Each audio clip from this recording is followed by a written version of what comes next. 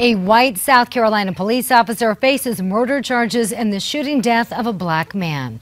Good morning, I'm Miranda Khan. In this story tops your Newsmax Now update. A witness captured this video of the shooting. You can see the moment when Officer Michael Slager opened fire on Walter Scott. I can tell you that as the result of that video and the bad decision made by our officer,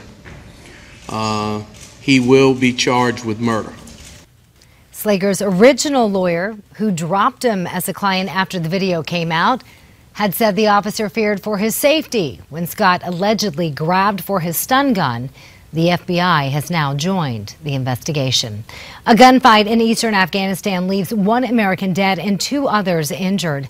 The soldiers came under fire from an Afghan soldier at a compound where a senior U.S. diplomat was meeting with local officials. The Afghan soldier was also killed.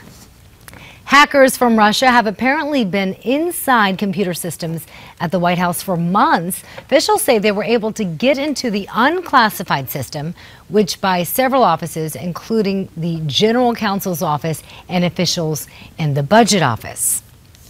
There's always vulnerability, and the fact is that's why we have a classified system, because there's less risk on the classified system, and that is secure. Ben Rhodes says they actually first mentioned the intrusion last year. Another hack at the State Department forced it to shut down parts of its email system last month. Well, Chicago's mayor has won re-election. Being mayor of the city of Chicago is the greatest job I've ever had and the greatest job in the world. Rahm Emanuel held off a challenge from County Commissioner Jesus Garcia. They had been locked in a fierce 6-week runoff election.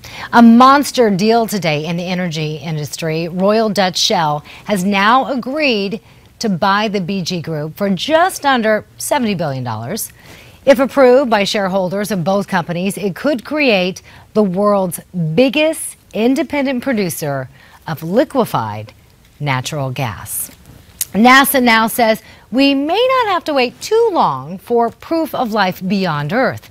The agency's chief scientist, speaking yesterday in Washington, says she believes we'll have strong indications in the next few years and we'll have definitive evidence in the next 20 years.